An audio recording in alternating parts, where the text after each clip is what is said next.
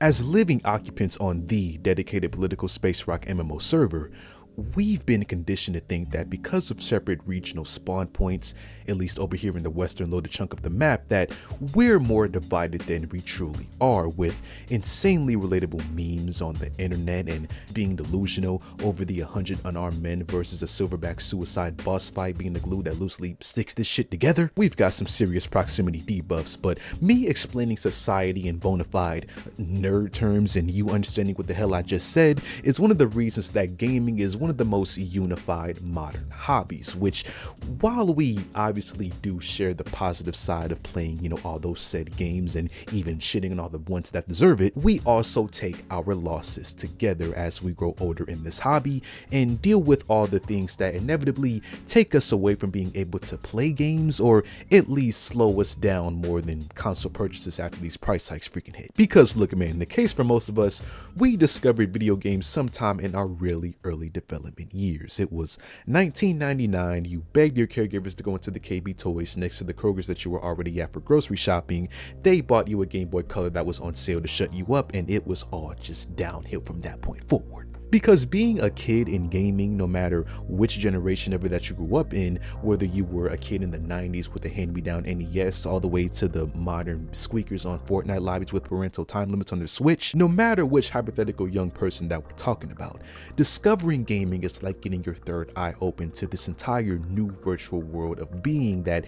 you just have all these new experiences to discover, and even the backlog title of games that came beforehand that you can also go back and feel new to you just to discover. It goes without saying that kids also usually just have a big ass imagination, which for a lot of us growing up, that just extended video games as another one of our sacred playthings to create our own separate scenarios, storylines, and just find new ways to imagine fun in general. And then there's the transition into that stage of teenagehood with gaming, which for some, I will say, kind of marked the first bus stop to get off the hype train of gaming, since this is the age where you start to become an actual person in society, find out who you are, and just find interest in a lot of other things. But on the contrary to this whole idea, this is also the point where a lot of people just fell deepest in love with everything that gaming had to offer.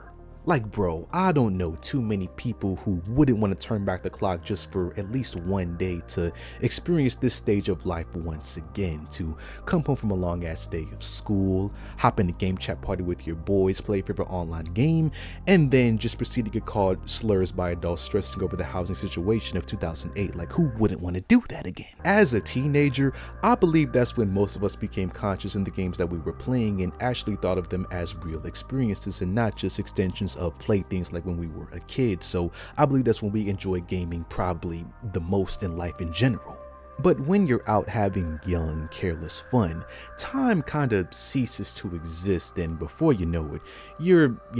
18, 19, 20 something, maybe in college, maybe juggling full-time jobs, more than likely making mistakes. But if gaming was in your previous years in a really predominant way, then there's a really good chance that even during these times of a transition into adulthood, that it's still going to be with you, either within you just playing your favorite games at that time, or just the hype of one of the new games coming out and just buying as the new generations. But upon this new Pokemon evolution stage of life, I would say that you will almost immediately notice the difference between your adulthood gaming lifestyle with priorities and the one of your childhood, which you had much less and didn't really have that much care to it. And the main thing that diverges the two very distinct time periods is, man, just the time you have to dedicate to a really demanding hobby of gaming, depending on what games that you like to play. As a kid, you had the liberty and even the naive mentality to eat, sleep, breathe, and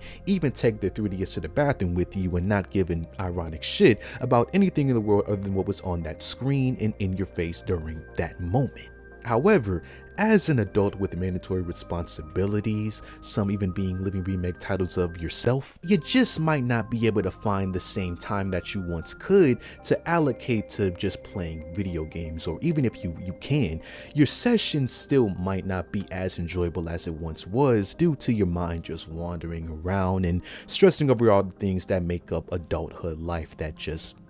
fucks over all of our vibes. Those limits, however, pertain to the side of things that restrict gaming at home. The biggest enforcing factor of the constraints of time when it comes to playing games that we feel immensely is the likely double-digit amount of workday hours that we have to navigate in order to pay for all the games or consoles that we want to buy into, at least out of the money left after paying for the multi-foot box to hold all these games and every living being inside of it. Making a living is easily the biggest Bowser to your Peach, representing free time, where every time you look up, it's somehow gone. And it really is embedded with the rise of social media, and all of us maybe at work or wherever we are just doom scrolling our timelines to see all the gameplay that gets us excited when we're adults that feel trapped in this endless loop of not having fun in games and dealing with life, resulting in you just buying consoles, games, or even whole ass setups to try and find that spark that you once had in gaming, to which unfortunately, a lot of times doing something like this on a whim, and then once you come home from a long day of work, have your controller in your hand and just think that you're going to have an entire like 10-hour plus gameplay session that you haven't had in years at that point. Unfortunately, players of this notion get hit with the most deflating feeling in the world when it comes to gaming, and that is just being too damn tired.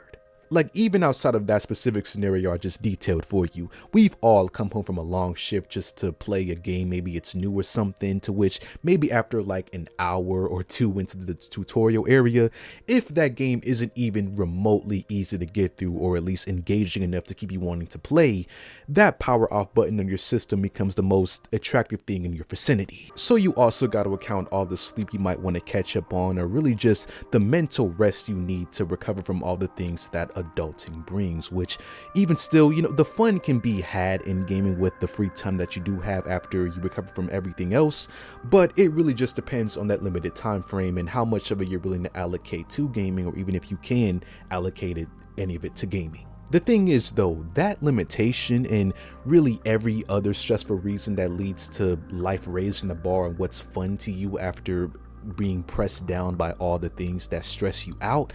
it just isn't enough to keep some people playing games as adults, since they'll likely spend most of the time that they do play comparing that whole new stressed gaming lifestyle to the once worry-free one of their childhood, to which they'll then deem just not worth doing at all anymore. And it sucks because I personally hate seeing people say that they reluctantly don't have time for gaming anymore, or at least can't mentally get there when they try to, which, you know, even though I'm detailing this entire situation, I don't believe that there's a single YouTube video out there that can be the single remedy for every case out there of adults who want to try to get back into gaming and try to find that spark once again, with all the different factors that are at play and just everyone having their own individual cases of why they got out of gaming and just what they associate with the hobby.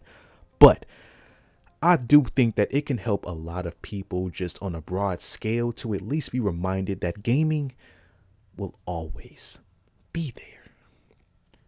I don't know about those games requiring downloads though, since it's anyone's guess how long those servers will be supported, but you know what I mean. Because man, when life gives you lemons, you gotta throw those shits out and buy oranges because lemons are disgusting. Even in those limited time frames that I mentioned before, where you maybe only have 1 or 2 days out of the week to yourself and realistically only like a few hours to even play video games, there is nothing stamped saying that you need every day of the week to enjoy playing games at all. Like, just maximizing the time that you do have to play your favorite games is still enough for some players to enjoy this hobby and still call themselves a gamer. Because everyone needs a hobby. Everyone needs their own personal me time where they can cut off the rest of the world, do what they just purely love to do, and just enjoy themselves. And if gaming is that for you, then just setting aside the time every week to just go and play one of your favorite games and not give a shit about anything in the world is one of the most key things to just living a really just happy lifestyle. And then luckily, with the trends of modern gaming, this doesn't mean that you have to break the bank in order to do so, since games,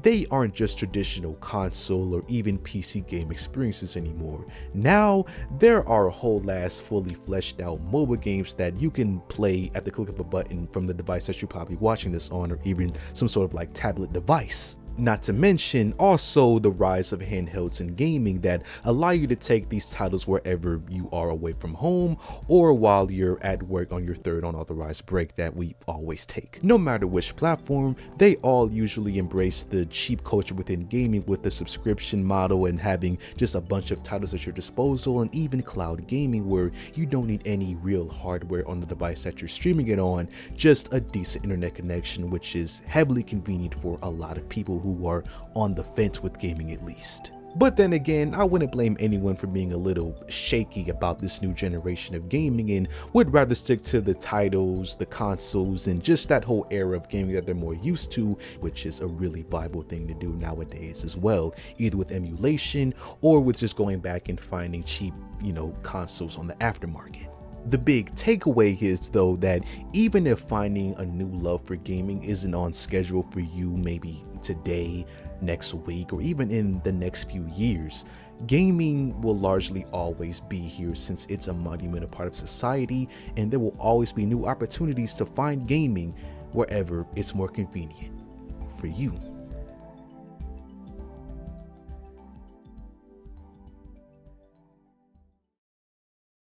And that's all that I got for today, man. If you enjoy, leave a like on the video, subscribe, and I will see you guys in the next video.